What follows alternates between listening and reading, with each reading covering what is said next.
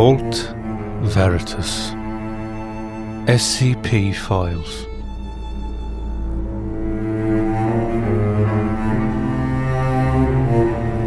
Episode 81. Personal Security.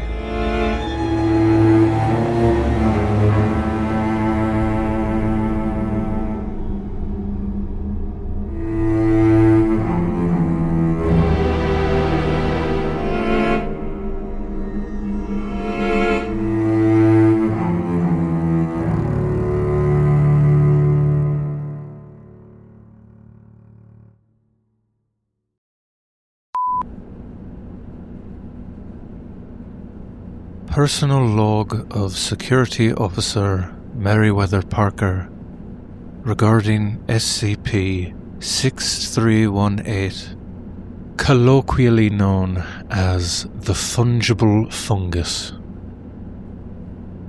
Object class neutralized, formerly Keter. Risk assessment level neutralized, formerly resulted in closure of Site-106. Report date is irrelevant.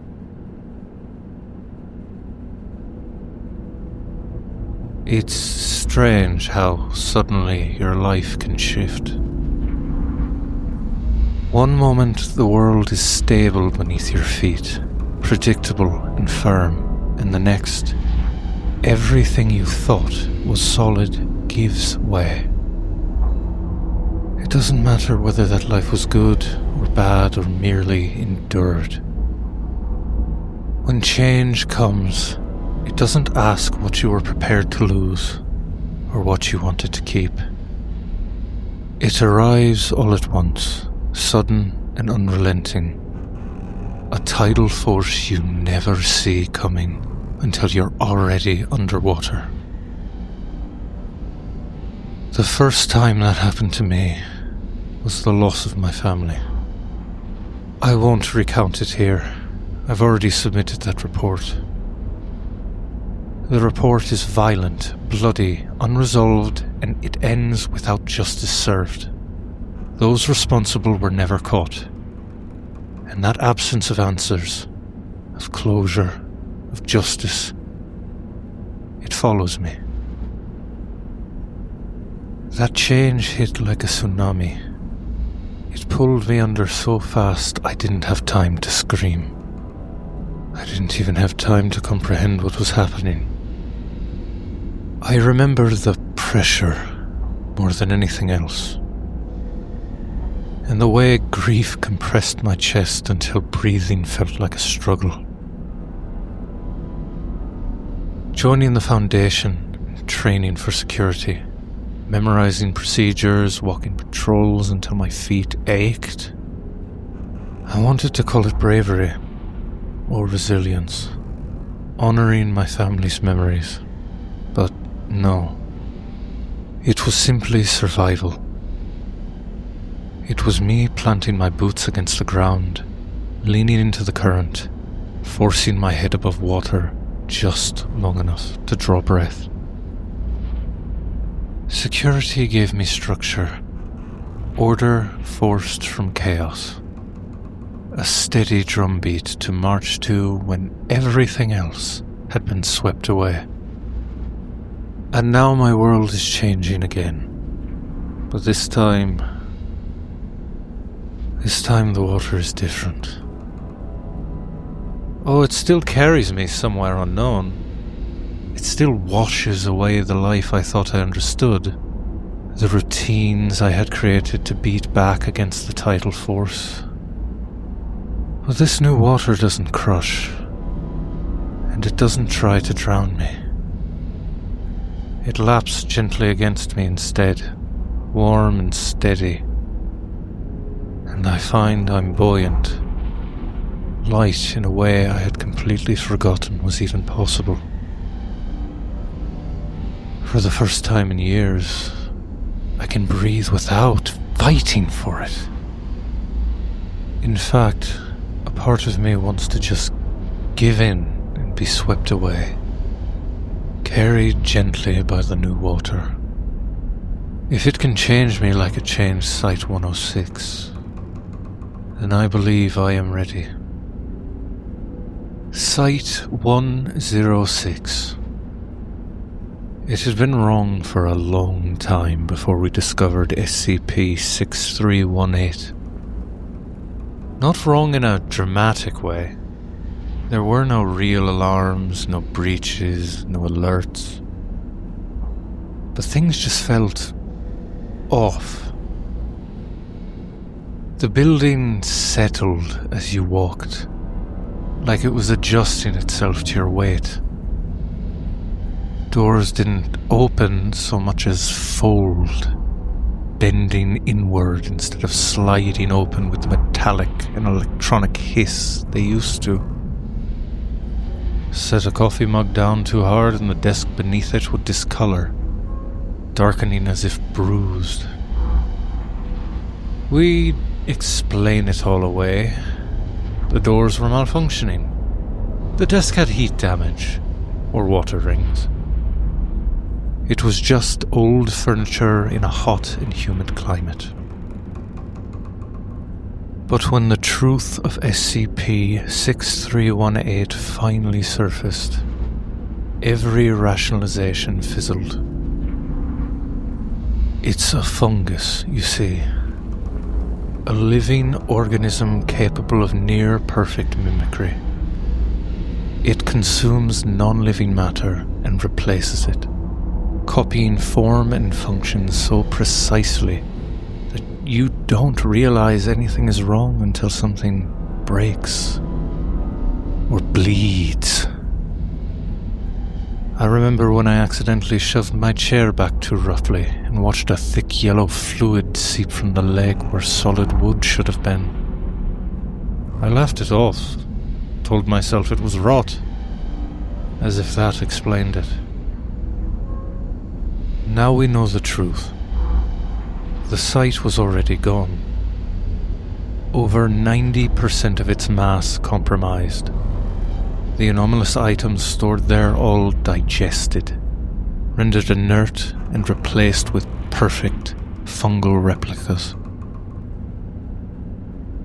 The building wasn't containing SCP-6318. It was SCP-6318. The evacuation came swiftly after that. The site was sealed, quarantined, and forsaken. No personnel were permitted entry under any circumstances. Except for him. The consultant. Niall Connors. The briefing I received was unnervingly sparse. He was arriving from England. He possessed exceptional expertise in Keter containment. He was to be granted the highest level of clearance, access to all parts of the site, and I was to be assigned as his escort. That was it. No psychological profile, no previous assignments, no explanation for why one man was allowed to walk into a living structure we had deemed too dangerous for anyone else. You can imagine the tension that caused. Living in temporary shelters on the outskirts of a site you'd once called home, knowing it was a single massive organism wearing a skin-like facade of concrete and steel. That does things to a person. Makes you watch every shadow, wonder about every little item you touch, and it makes you pay very close attention to the ones who are allowed to walk back inside. Not that it was possible to just overlook Niall Connors. He drew every eye the moment he arrived. We were a ragged group of personnel, tending an array of equipment along the edge of the quarantine zone. Tents, floodlights, portable fencing, all heaped in disarray. And then his car pulled up. A sleek Audi A8, glossy and immaculate, absurdly out of place against our scattered supplies and caution tape. He stepped out crisply dressed in a pressed suit, tie neatly tied, short red hair slicked back with enough product that it caught the light. He looked like he belonged somewhere cleaner than this. Somewhere untouched by 6318. He gave the chief of security a curt nod and handed over his clearance in a smooth motion. Then he looked at me. I felt the weight of his gaze immediately. His eyes swept over me, calculating, sizing up my face, posture, weapon placement, stance. It was fast, almost politely so, but thorough. Cataloguing. He walked towards me, carrying himself like a VIP, moving with an easy, deliberate grace, but still I noticed the little details he couldn't hide. The way his breathing strained after only a few steps, the sag at the corner of his mouth, and beneath those sharp eyes were deep, dark circles that spoke of countless sleepless nights. He wanted to see the site immediately, he said. No unpacking, no acclimation. I tried to explain the risks, the unpredictability of SCP-6318, for we knew so little about it. But still he waved it off with a small, dismissive flick of his wrist. 6318 isn't a mystery, he said. I know it. The tone struck me more than the words. He did not sound like the confident specialist recalling a briefing, but instead spoke with a weary dismissal, like a friend interrupting a story you'd already told them too many times. He said he'd been fully briefed. The site was compromised. Our failures were extensive.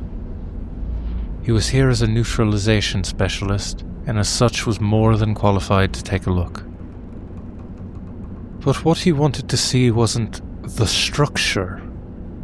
He wanted the inventory, the other anomalous items that had been housed here. What had become of them? Had any bent reality? And did any of those survive? Had anything been saved? How much had been lost?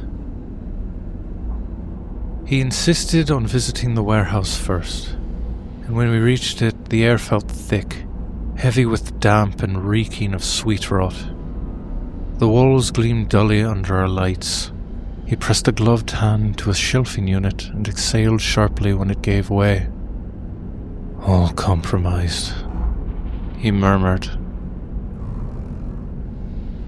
He moved methodically, inspecting and touching surfaces gently, pausing in front of every cabinet, every shelf to investigate further.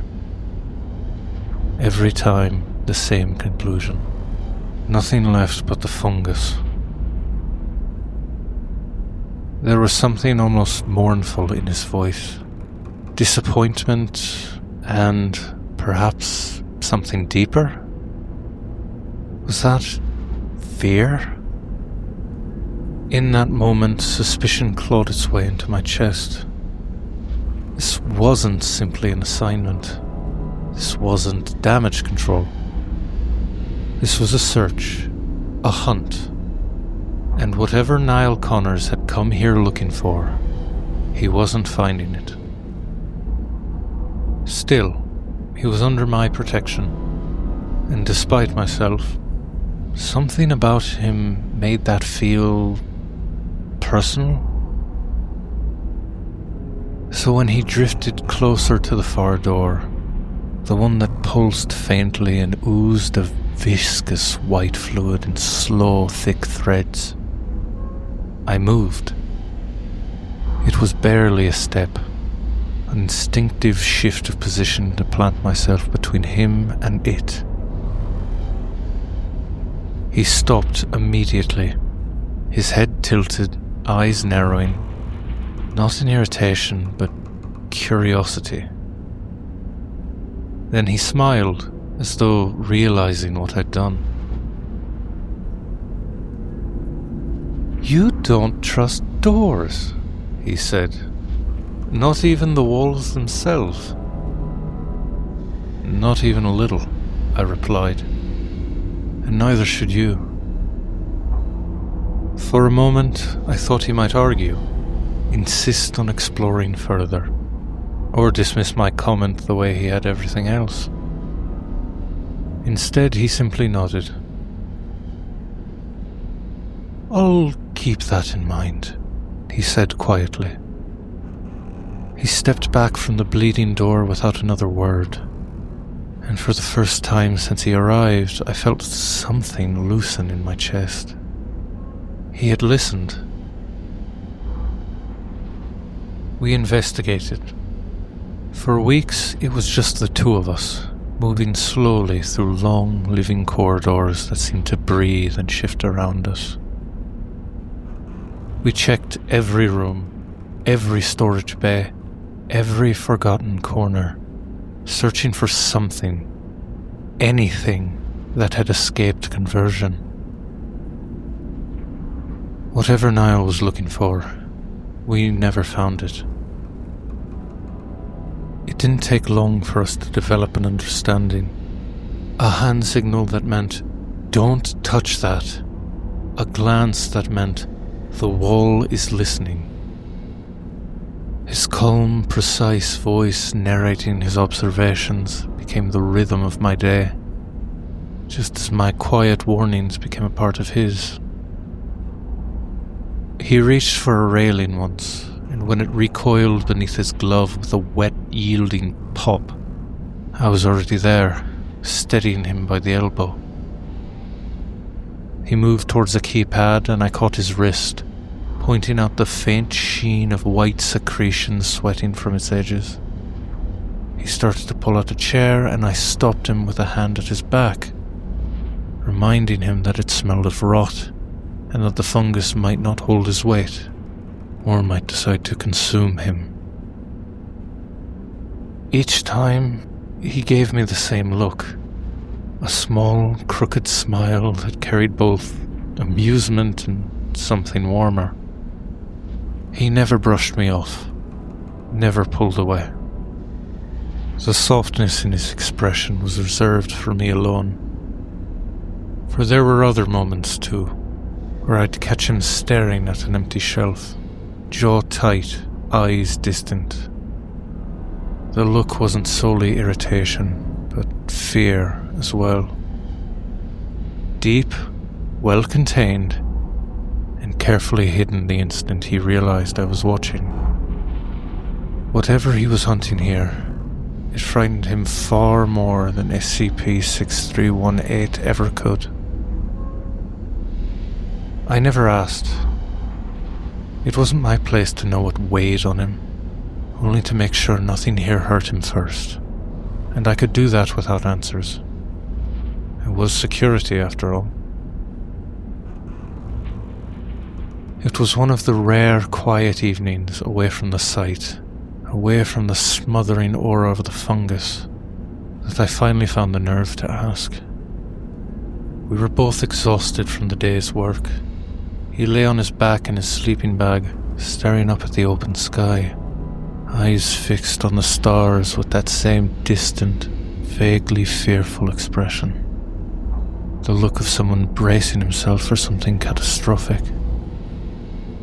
I couldn't hold it in any longer. "You don't look like someone trying to save a site," I said. He was silent for a long moment, long enough that I almost regretted speaking. I expected him to deflect, to retreat behind the same careful professionalism he wore like an armor.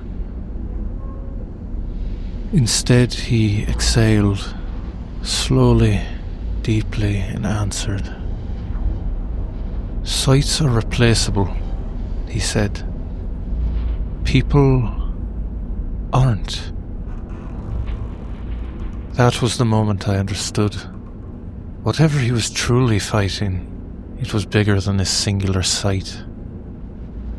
"Are you really here to neutralize 6318? I asked. He didn't answer right away. His pause stretched for minutes as he searched for the right words. What could he say? And what could he not? "It wasn't my primary objective," he said at last. "I'd still like the fungus neutralized," I said quietly. "Yes," he replied, no hesitation this time. "And it will be." Niall's plan, I'll admit, almost entirely went over my head. Not because it was poorly thought out, but because he was thinking on a scale I simply wasn't accustomed to. He spoke of SCP-6318 not as a building or a fungus, but as a system, an organism that fed not just on value, but on sameness, on the idea that one thing could be swapped for another without anyone noticing the difference unless poking and prodding around. 6318's greatest strength, he said, was substitution. It could consume an object and leave something behind that looked almost right, felt almost right, and worked almost right. Just long enough that no one questioned it. To the fungus, nothing was truly irreplaceable. Everything could be easily substituted.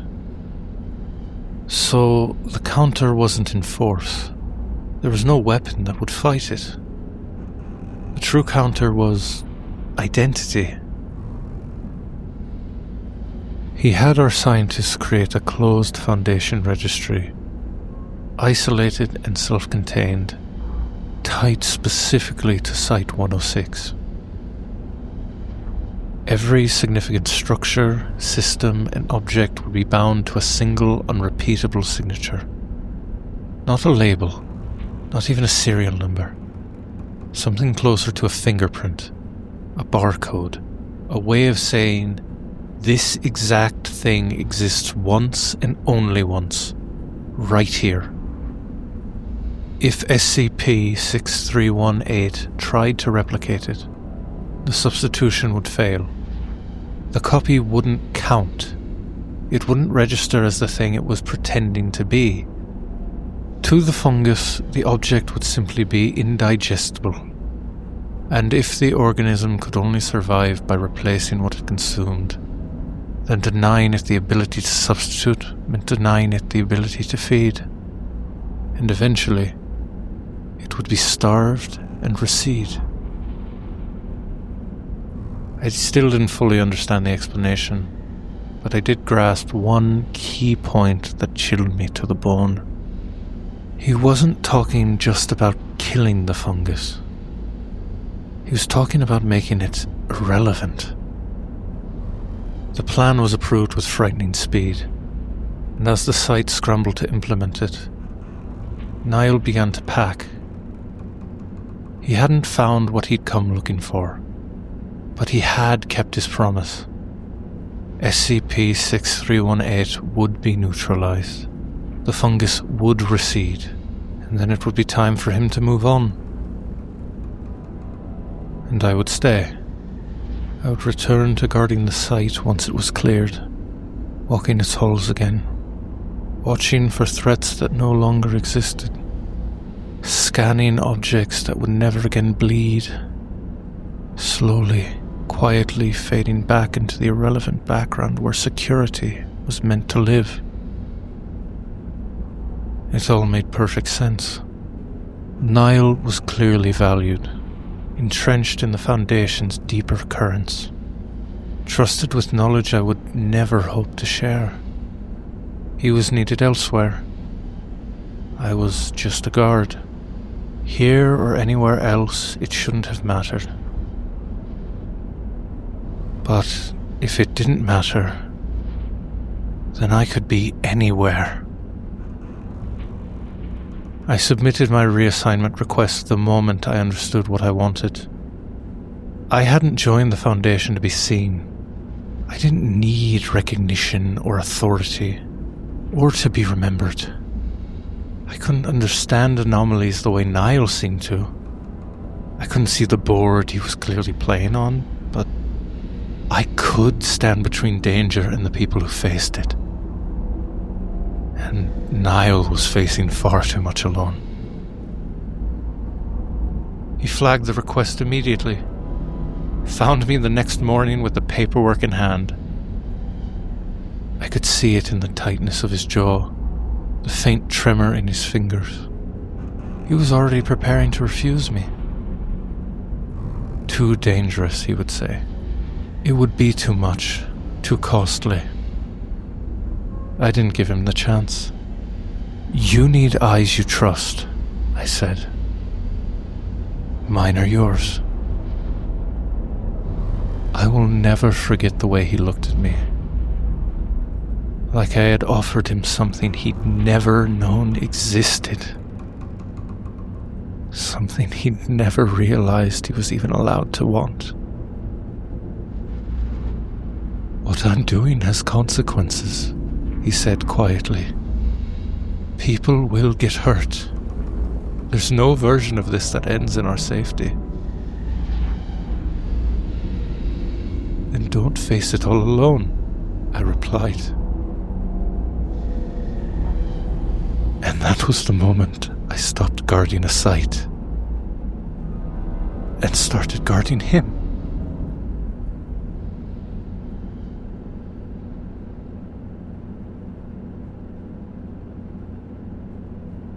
I should have left you there.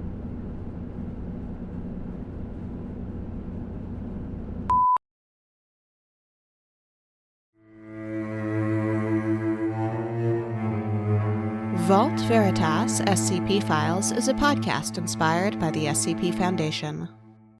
Personal security is based on SCP-6318 by user deleted from the SCP Wiki located at scpwiki.com/SCP-6318. It is licensed under a Creative Commons Attribution Share-alike 3.0 unported license.